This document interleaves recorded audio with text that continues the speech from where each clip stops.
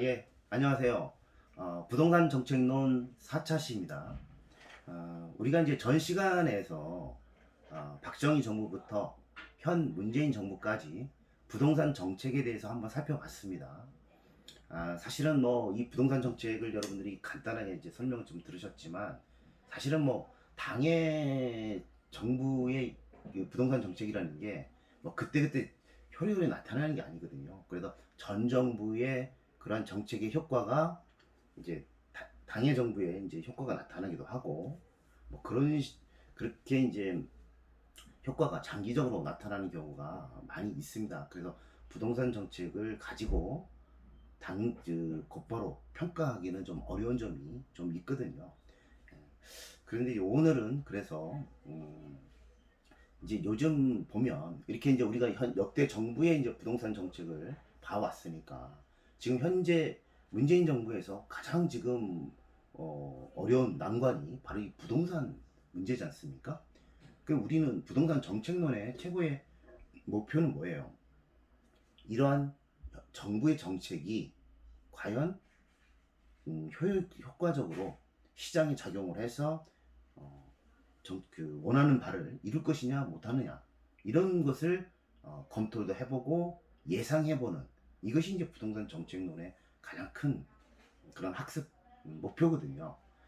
그래서 이제 저번까지 이제 역대 정부를 간단하게 설명을 드렸기 때문에 오늘은 이제 그렇다면 실전에 들어가서 현 정부에서 과연 현 정부의 이런 부동산 정책이 과연 효과적인가, 또 문제는 없는가, 또 나중에 어떻게 부동산 가격이 예상을 할 수 있는가 하는 부분들에 대해서 한번 생각해보는 시간을 가져보고자 합니다. 이것은 사실 현 정부의 정책이 제대로 효과를 낼 것이냐 못 낼 것이냐는 전문가마다 많이 달라요.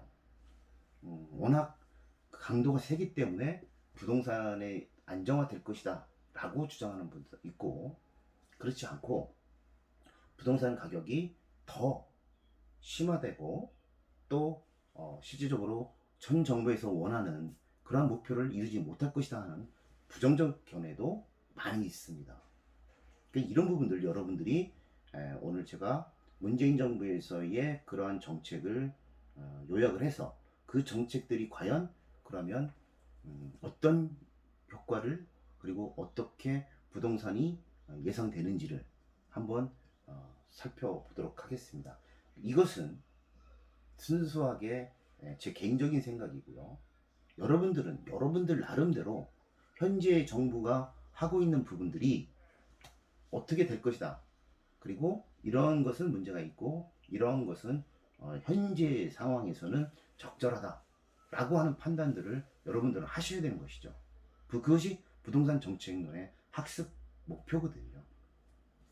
그래서 현재 정부의 그 부동산 정책이 어떤 목표를 가지고 가고 있는가 하는 부분을 먼저 설명을 좀 드리겠습니다. 제가 간단하게 좀 했는데요. 이거는 뭐 여러분도 뭐 아시겠지만 현재 문재인 정부가 뭐 부동산 대책을 뭐 23번에 24번째네 뭐 굉장히 논쟁이 많지 않습니까?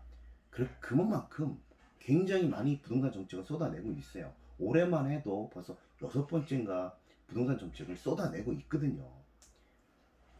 그래서 그 정책들이 여러분들이 지금에 하나하나 다 살펴보는 것은 굉장히 이제 시간이 좀 드니까 제가 이제 정리를 좀 했습니다.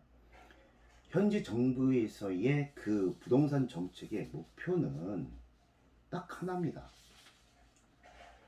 일단 다주택자들, 그러니까 이 현재 문재인 정부에서의 부동산 지금이 이렇게 불안하게 되고 있는 것은 다주택자들, 특히 법인, 그동안 또 임대사업자들, 다주택자들이 그동안 부동산을 많이 사면서 이 투기 세력화됐다.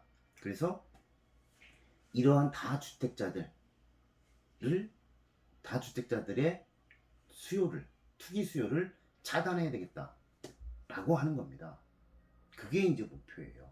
그래서 결국 좀 쉽게 얘기하면 다주택자들 니들 집 팔어. 안 팔면 양도소득세, 종부세 엄청나게 내년 6월 1일부터 두드려 맞는 거야. 라는 겁니다. 그러니까 팔어라는 거야. 집 가진 사람 팔어라. 한 집만 빼고 팔어라 합니다. 자기가 살 집 얘 빼고 다 팔아. 이게 이제 현 정부의 일단은 그 정책 목표인 거예요. 지금 많은 부분들이 쏟아져 나오고 있지 않습니까? 뭐 양도세, 종부세, 또 뭐 지금 뭐 그 취득세 강화하고 또 LTV가 어떻고 또 뭐야 분양권 주택 이런 것들을 굉장히 많이 쏟아내고 있는데 딱 한마디입니다. 집 있는 사람 팔어. 그리고 집 있는 사람 더 이상 집 사지 마. 이겁니다. 그리고 궁극적으로는 1가구 자기 사는 집 1가구 1주택 이거 하라는 겁니다. 이거 1가구 1주택이 현 정부의 목표인 거예요.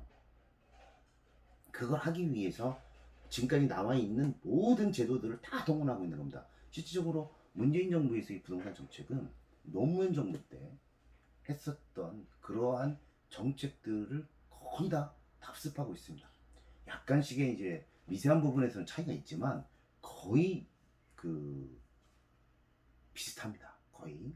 그래서 그런 정책들을 한번 살펴보도록 하겠습니다. 먼저 이 다주택자들 지금 문재인 정부에서의 부동산 투기의 원인에 대해서 지금 이런 다주택자들 법인하고 임대사업자 등 이런 다주택자들이 그동안 집을 많이 샀기 때문에 투기가 지금 이루어지고 있다 라고 하는 이 원인 분석 이거에 대해서는 그 지금 부동산 투기가 이루어지고 있는 게 그런 다주택자들이 많이 사기 때문에 투기 수요 때문에 가격이 오르고 있다 이렇게 보고 있는데 그거에 대해서는 한번 또 여러분들도 생각을 해 보셔야 됩니다. 근데 저는 약간 좀 다른 것은 이 원인 분석부터 좀 다르다고 봐요.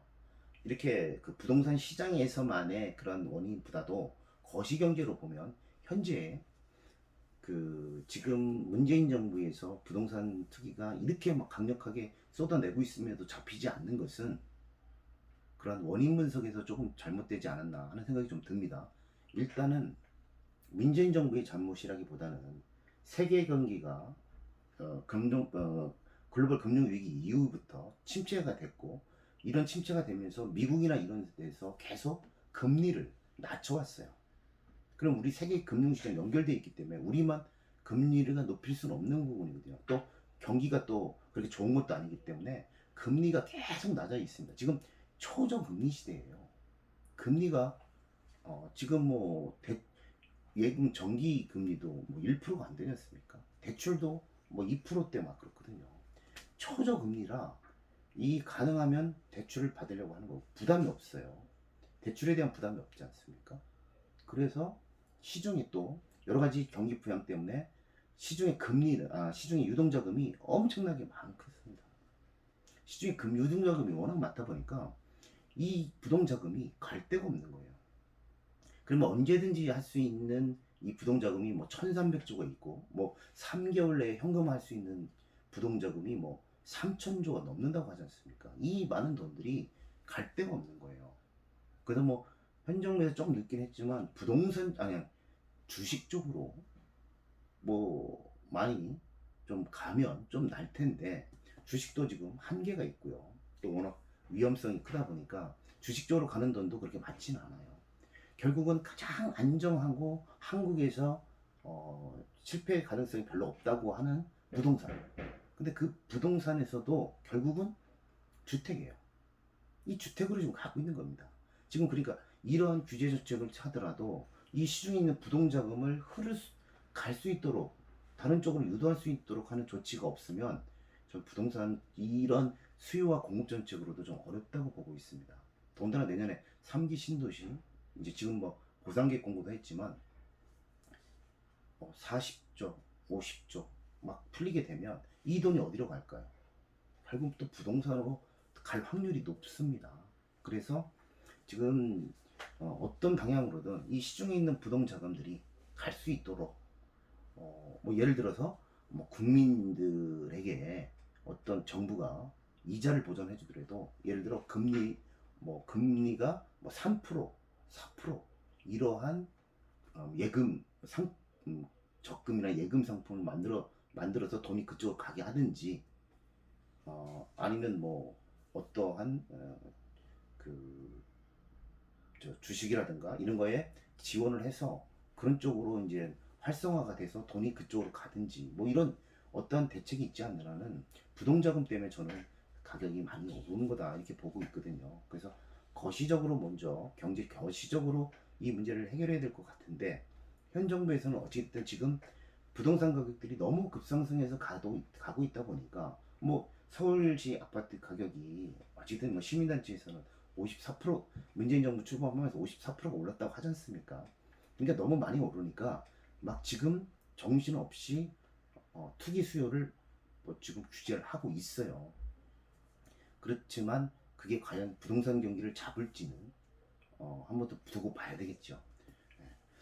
그래서 이제 그 수요를 억제하기 위해서 일단 정부에서 하고 있는 것은 바로 다주택자들 이제 집 팔아라요. 안 팔면 내년 6월 1일 내년 이제 법이 개정돼서 이제 양도세가 원래 이제 6%에서 42% 구간입니다. 금액마다. 근데 이게 서울 같은 수도권 같은 조정구역에서 웬만하게 우리가 아파트를 살려고 하는 대부분 다 지금 조정구역으로 확대돼 있어요.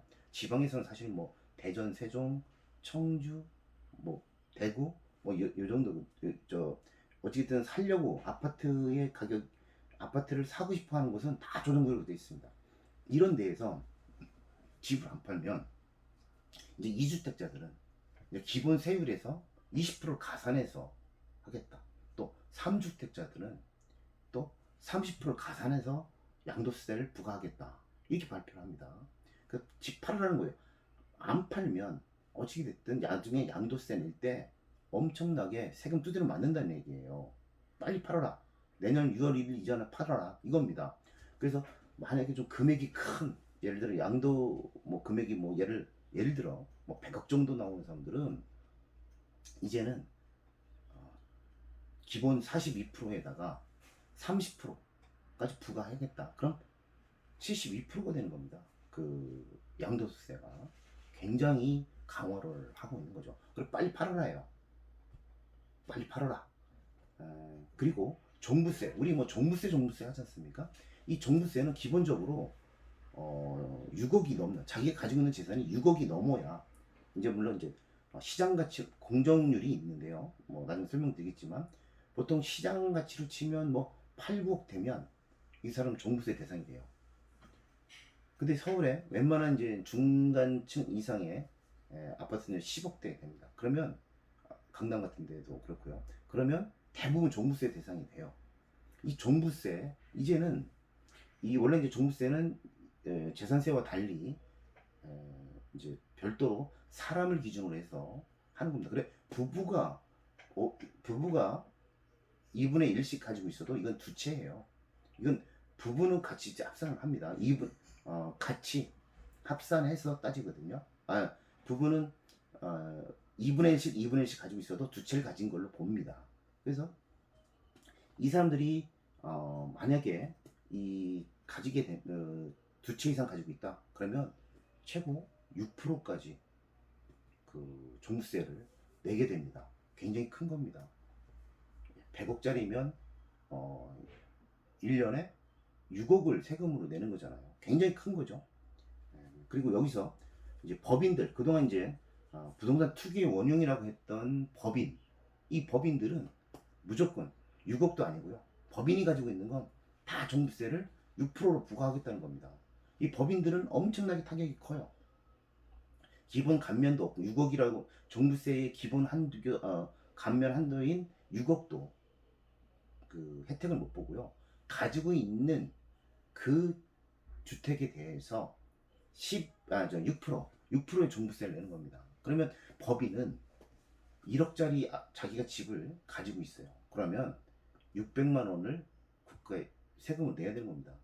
즉 월세를 국가에 내는 거나 똑같은 거예요. 지금 그러니까 지금 법인들은 아주 타격이 좀 클 걸로 보이고 있어요. 하여튼 내년 빨리 팔아라 이겁니다.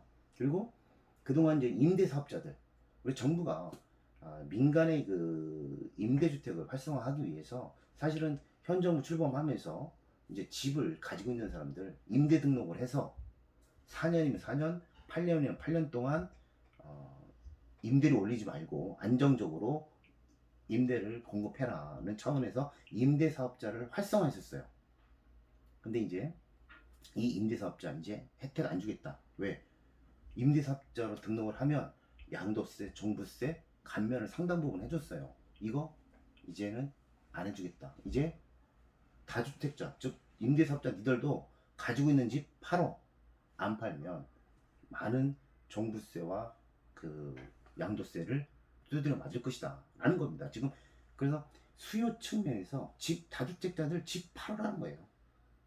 지금 그래서 지금 뭐 이제 이런 법인이나 임대사업자들 이런 사람들 지금 안 팔게 되면 많은 이제 불이익이 올 거라고 이제 보고 있는 거고요. 자, 그러면서 또 그렇다면 우리가 이제 부동산 하면서 사전을 팔아야 되는데 팔리냐 이거죠. 사는 사람이 있어야 팔릴 거 아닙니까? 근데 이게 문제가 사는 사람은 또 취득세를 내야 되지 않습니까? 이 취득세가 또 만만치가 않아요. 그러니까 그 제가 이제 여기 정리를 해놨는데 이 일각 한 채라도 가지고 있는 사람은 집 사지 말란 얘기예요. 만약에 한 채라도 조정구역에서 한 채라도 가지고 있으면 두 채를 만약에 사게 되지 않습니까? 한 채를 더 사잖아요. 그러면 이제 취득세를 원래 취득세는 주택은 1%에서 3% 정도가 기본 세율입니다. 근데 이제 조정구역에서 한 채를 더 산다? 그럼 8%입니다. 취득세만 1억짜리 집을 조정구역에서 사잖아요. 그러면 800만 원을 취득세로 내는 거예요. 엄청 크잖아요. 또 3주택자, 2주택에다 3주택가 되지 않습니까? 이 사람들 만약에 사게 되면 취득세 12% 내라는 겁니다. 그럼 뭐 1억짜리 집 사는데 1200만 원 세금 내는 거잖아요. 그러니까 엄청난 거죠. 예. 그래서 지금 그 현 정부에서 일단은 다주택자들은 집을 팔고 또 1주택을 가지고 있는 사람들은 집 사지 말라는 거예요. 1가구 1주택이 원칙을 거수하겠다는 겁니다. 지금. 그래서 이 사람들이 이제 법인하고 임대사업자 이런 사람들이 이제 세금이 막 무서우니까 결국은 그래서 이제 법인도 이 사람들이 이제 그러면 팔아야 되는데 사는 사람이 없잖아요, 별로. 네? 그래서 이제 증여를 고민하는 거죠, 이 사람들이. 아니 남한테 세금 많이 두드려 맞고 팔 바에야 그러면 증여를 하겠다. 보통 증여는 증여세율이 좀 있고요. 그래서 이제 그 증여를 해서 나중에 취득하지 않습니까? 그럼 3.5%예요, 보통. 증여세 말고 증여세도 지금 뭐 증여세는 강화한 건 아니니까 증여세에 따른 취득세 이 보통 3.5%인데 이 증여에 따른 취득세도 이제는 12%로 강화하겠다는 겁니다. 그러니까 증여도 못하게 하고 또 사지도 못하게 하고 그런 거죠. 지금 그래서 정부가 팔으라고 하면서 사는 사람들을 또 규제를 해요. 그러면 어떻게 하라는 거죠? 원래는 시장이 활성화되면 이제 이런 종부세라든가 뭐 양도세 이것은 거래 일종의 이제 보유하고 거래하는 거지 않습니까? 그러면 취득세를 그 깎아줘서 뭐 거래를 원활하게 한쪽은 터줘야 되는데 지금 사지도 못하게 하고 또 팔으라고 하면서 팔리지도 않는 그런 입장이 돼버렸어요. 그래서 지금 뭐 일부 학자들은 차라리 종부세는 강화하고 양도세하고 양도하면서 취득하지 않습니까? 양도세하고 취득세는 거래로 봐야 되잖아요. 이 두 개는 좀 감면을 해라. 많이 완화를 해라. 그래야지 거래돼서 팔리지 않겠느냐. 그렇지만 종부세 즉 보유하는 이 세금은 많이 올리면 웬만하면 사지를 않죠 사람들이. 그래서 이 거래에 따른 양도세라든가 취득세는 감면을 해주고 보유세, 이 종부세를 강화하는 게 이제 맞지 않겠느냐 하는 그런 학자들이 그 전문가들의 의견도 나오고 있습니다. 어찌됐든 집을 팔려고 하면서 사는 사람도 규제를 하고 있어서 지금 굉장히 지금 시장이 어렵고요. 그래서 이렇게 이제 취득세도 강화했고요. 또 대출 규제도 상당히 강화했습니다. 이제 뭐 서울에 10억짜리 집 아파트를 살 때 누가 10억 다 주고 사는 거 아니잖아요. 네? 그 중에 일정 부분은 이제 대출을 끼고 사는 건데 이제는 서울에서 투기 지역에서 15억 넘는 건 대출 아예 안 됩니다. 그리고 9억까지 40%, 9억이 넘으면 20%, 예, 20%. 이거 굉장히 대출도 엄청나게 규제를 강화하고 있는 거예요. 그러니까 취득하려면 상당히 이제는 어렵죠.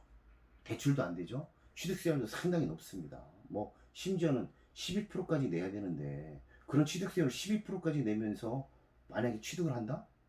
그럼 뭐 거의 그 양도 차익이 굉장히 줄어드는 거고 또 나중에 종부세로 맞고 또 양도세로 맞고 이건 아예 거래가 끊기는 거예요. 이제는 서울에서 집을 살 수 있는 자, 돈, 현금, 무조건 현금 10억 이상 있는 자, 그리고 웬만한 세금, 종부세, 나 그거 낼 수 있다. 라고 하는 돈 가진 사람 외에는 서울에 이제 집을 못 삽니다. 그렇죠? 그래서 지금 이렇게 세금 정책만으로 지금 이 투기 수요를 잡으려고 하는 것은 어떻게 보면 돈이 현금이 많은 지방에 이 현금이 많은 사람들은 크게 문제될 게 없어요. 오히려 그래서 지금 보면 아직까지는 가격이 떨어졌다. 이런 얘기는 안 들리고 있습니다. 오히려 지금 그 가격이 조금 낮았던 그동안 저쪽에 노원구 같은 거, 도봉구 이런 쪽의 가격이 지금 많이 오르고 있다고 그래요. 그 세금 그쪽은 이제 그런 뭐 9억 안쪽에 그런 대출이 가능한 그런 쪽이기도 한 것이죠. 그래서 그쪽은 뭐 이제 종부세도 그렇게 많지 않고 한 그런 부분들이 또 오르고 있어요. 그래서 지금 가격이 떨어졌다 이렇게 보기도 좀 애매해요. 그리고 오히려 그런 그 규제들을 조금 피해갈 수 있는 그런 지역들은 또 오르고 있기 때문에 이 정책이 지금 세금으로 이렇게 강력하게 하고 있는 부분이 맞냐 안 맞냐 하는 부분들은 한번 더 검토를 해볼 필요가 있는 것이죠. 지금 어쨌든 정부가 이 정도의 12% 이상 법인 뭐 그리고 임대사업자들이 기존의 다주택자들 이렇게 12%까지 취득세라든가 그리고 뭐 6%까지 그런 종부세를 낸다든가 이렇게 되면 이거 굉장한 부담이라 이제는 일반적인 사람들은 이제 집을 못 삽니다. 서울에서는 이제는 실제 현금이 있고 돈이 있는 사람 외에는 못 사요. 그렇기 때문에 이런 부분들은 과연 정부가 원하는 투기 수요를 잡을 수 있느냐 하는 부분들은 조금 더 지켜봐야 될 것 같다는 생각이 듭니다. 예. 그래서 지금 정부의 정책 제가 여기 좀 적어놨습니다. 그래서 나중에 여러분들이 이 수요 측면에서 한번 여러분들이 살펴보시고요. 정부에서의 이런 대책들은 여러분들이 신문을 보면서 한번 정리를 좀 해 주시기 바랍니다. 자, 그 다음에 이제 이렇게 수요를 1가구 1주택만 사라 이렇게 1가구 1주택만 사라 이렇게 갔기 때문에 그러면 무주택자들은 어떻게 할 것이냐 하는 부분입니다. 무주택자들은 그러면 이거예요. 3기 신도시를 공급해 줄 테니까 3기 신도시에서 그냥 받아라. 이겁니다. 정부가 그렇죠. 1주택 이상인자들 빨리 팔고 또 1주택 이상인 사람들은 사지 말는데 그럼 무주택 서민들은 어떻게 할 것이냐? 이제 정부가 그래도 좀 양호한 그런 3기 신도시를 개발해 줄 테니까 거기에 집을 사라. 이게 이제 정부의 그 목표입니다. 그래서 3기 신도시는 그게 일기 신도시는 서울에 거의 근접해 있었고, 근데 거의 배드타운 형태예요. 크게 뭐 자족 기능이 없었습니다. 그런데 이기 신도시는 어떤 자족 기능, 거기서 이제 직장도 가질 수 있고 하는 그런 자족 기능도 이제 했는데 서울에서는 좀 멀죠. 그래서 3기 신도시는 그런 1기 신도시와 2기 신도시의 장점들만 모아서 서울 근교에, 서울 인접해서 거기에 자족 기능을 갖춘 3기 신도시를 개발하겠다는 겁니다. 그래서 뭐 6만 호 이상 뭐 개발을 하겠다. 뭐 이거거든요. 그것은 뭐 어떤 장점들을 모아서 한 것이고, 그래서 일단 무주택 서민들, 이 사람들은 3기 신도시를 노려라. 그래서 미리 우리가 시간이 좀 걸릴 수 있으니까 안정적으로 네가 살 수 있도록 사전 청약을 받겠다. 그래서 지금 사전 청약 지금 하고 있지 않습니까? 일부 지역에서는. 그래서 지금 정부에서는 그거인 거죠. 자, 공급을 우리가 수도권에서 해주겠다. 가까운 서울에서 양호한, 그리고 교통도 편리하게 GTX도 놔주겠다. 그래서 서민들은 여기서 집을 사세요 라고 지금 하고 있는 겁니다. 이렇게 공급과 수요에 대해서는 이 정도로 하고, 그 정부에서 이러한 정책을 추진하고 있다는 겁니다. 그것이 지금 현재 정부에서의 내놓고 있는 그 정부 방향인 겁니다. 그러면 1가구 1주택이 돼서 부동산 가격이 안정화될 것이다.